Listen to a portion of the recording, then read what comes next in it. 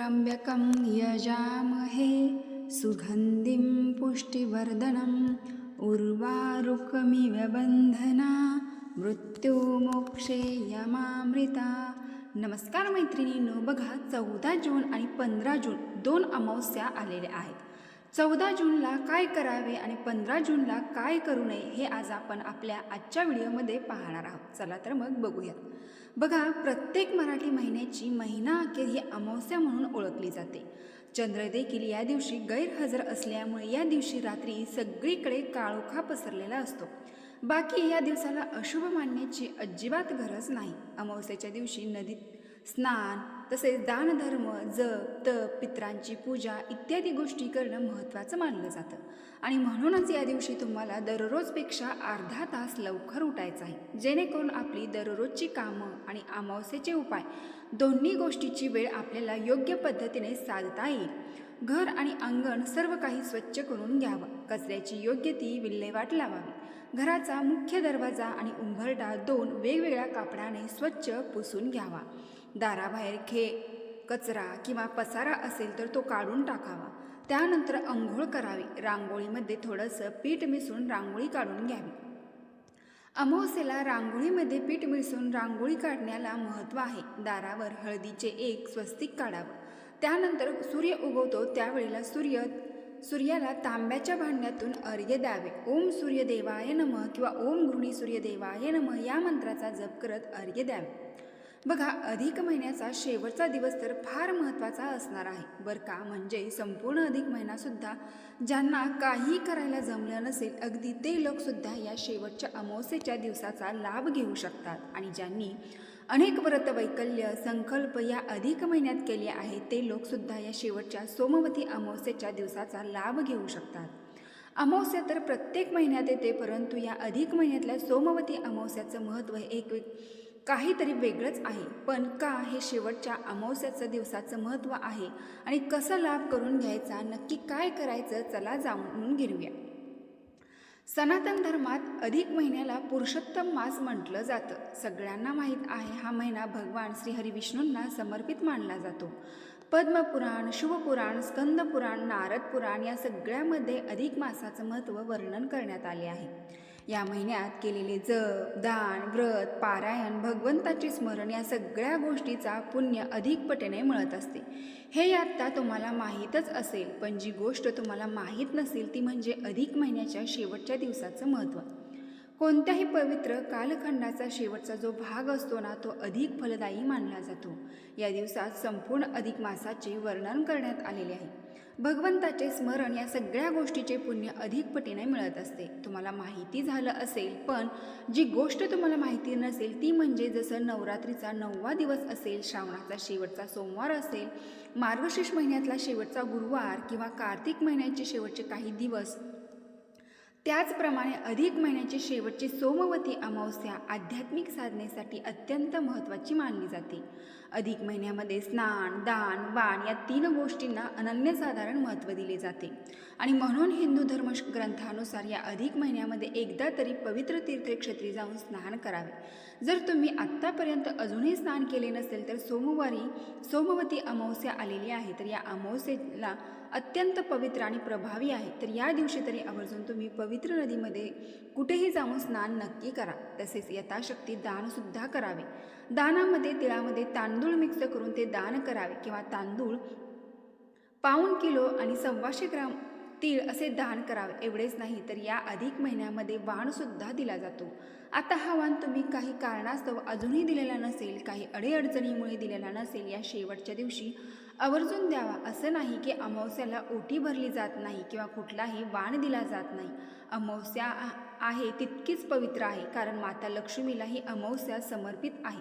माता लक्ष्मी ही एक स्त्रीच आहे. आपण तिची ओटी भरू शकतो, मग आपली आणि आपल्या आईची किंवा इतर कोणाची का नाही? तर हा वाण कोणाला दिला जातो? तर लेक जावायला वाण दिला जातो. त्याचबरोबर आपल्या कुलदेवतेला सुद्धा वाण दिला जातो. 33 कोटी देवी देवतांना वाण दिला जातात. तसेच गाईला सुद्धा अधिक मासामध्ये वाण हा दिला जातो, कारण गाईच्या पोटामध्ये 33 कोटी देवी देवता वास करतात. आणि जेव्हा आपण या अधिक महिन्यामध्ये गायीला वाण देतो तेव्हा 33 कोटी देवतांचा एवढेच नाही तर अनेक पुण्याची प्राप्ती देखील प्राप्त होत असते. आणि म्हणून या अधिक महिन्यामध्ये गायीला वाण देण्याचे आणि गायीला गोग्रास, चणा डाळ आणि गूळ खायला देणे अत्यंत पुण्याचे मानले जाते. तसेच गायीची सुद्धा ओटी भरली जाते. आणि म्हणून हा अधिक महिना संपण्या अगोदर म्हणजे अमावस्येच्या दिवशी कोणत्याही परिस्थितीत स्नान, दान आणि वाण नक्की केल्याने संपूर्ण महिनाभर दान केल्याचे, स्नान केल्याचे आणि वाण दिल्याचे पुण्यफळ प्राप्त होते. बघा, 14 आणि 15 जूनला अमावस्या आहे. तर या अमावस्येच्या कालावधीत तुम्हाला काहीतरी साधना, उपासना किंवा पारायण करायचे आहे. ते काय करायचे आपण पुढे व्हिडिओमध्ये बघूया.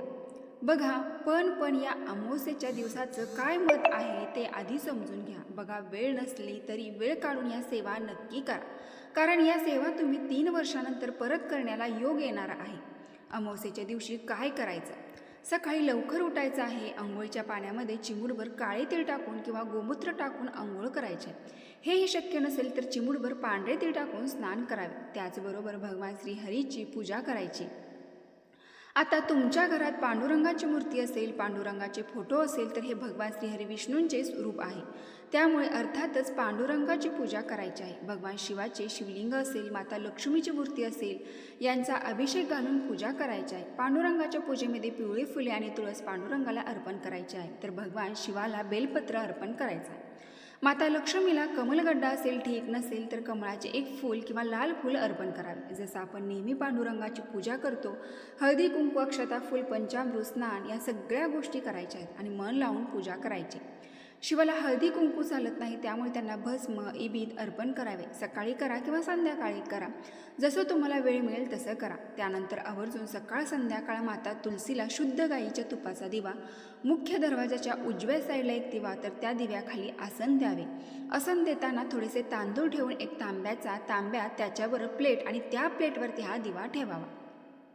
आणि ओम त्र्यंबकम यजामहे सुगंधिम पुष्टिवर्धनम उर्वारुकमिव बंधना मृत्युमोक्षे यमामृता या मंत्राचा 11 वेळा जप करावा. काळ आपल्याकडे फिरकणार सुद्धा नाही. तसेच ओम श्री महालक्ष्मी नमः किंवा तुम्हाला कुठला महालक्ष्मीचा मंत्र येत असेल तर तो मंत्र 21 किंवा 108 वेळा जप करावा. माता लक्ष्मी सदैव घरामध्ये निवासस्थान करे.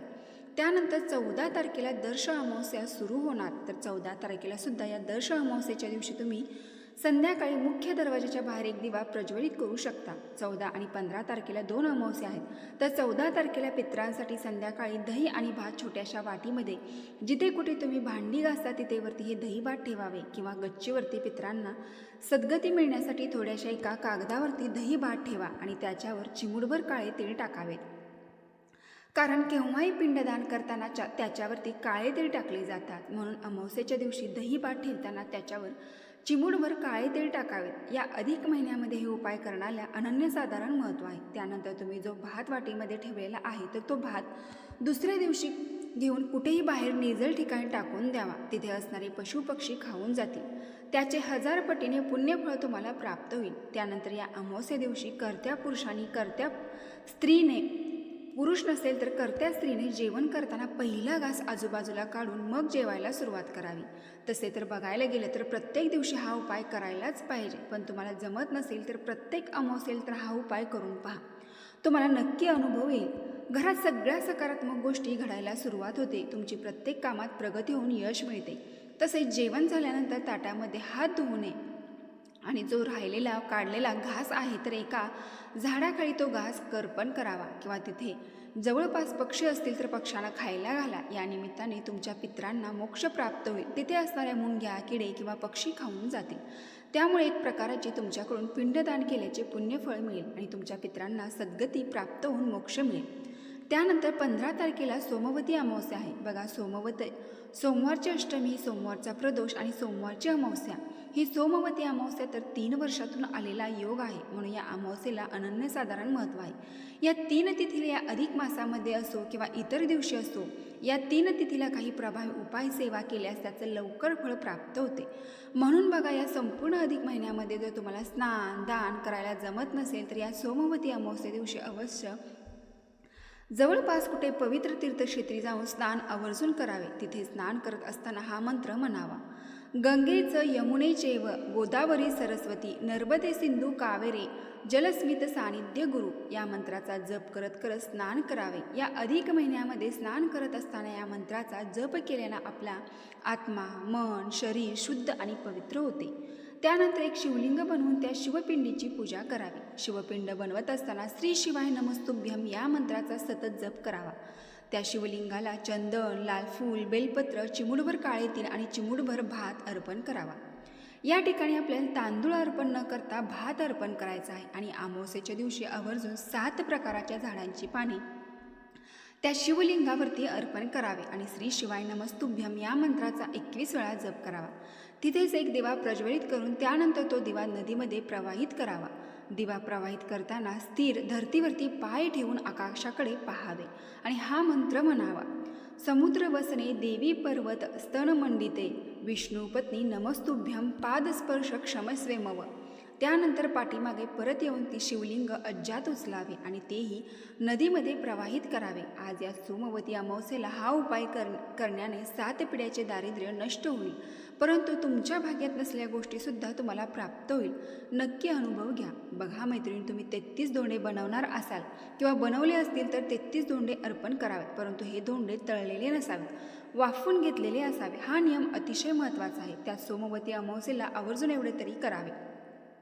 आणि नदीला 5 फुले आणि 5 देवे दान करावेत. असे म्हणतात की प्रत्येक अमावस्येला आपले पितर नदी, विहीर आणि तलाव या ठिकाणी संध्याकाळी पाणी पिण्यासाठी येतात. तुम्हाला कुठलीही गोष्ट उपाय करायला, सेवा करायला जमत नसेल तर फक्त 5 फुले आणि 5 देवे या अधिक मासातील सोमवती अमावस्येला प्रवाहित नदीजवळ, तलावाजवळ, विहिरीजवळ अर्पण करावे.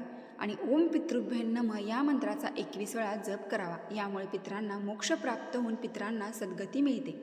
आपल्या वंशजांना सुख समृद्धी प्राप्त होऊन आशीर्वाद देतात. पितृदोष दूर होतात.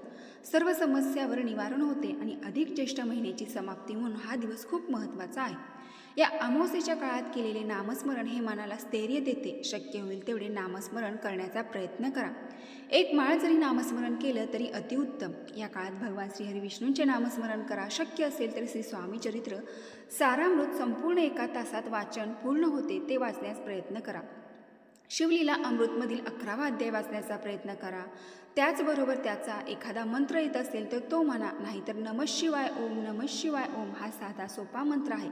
या मंत्राचा जास्तीत जास्त जप या 5 दिवसामध्ये किंवा या अमावस्येच्या दिवशी करायला तुम्हाला शक्य झालं तर अतिउत्तम.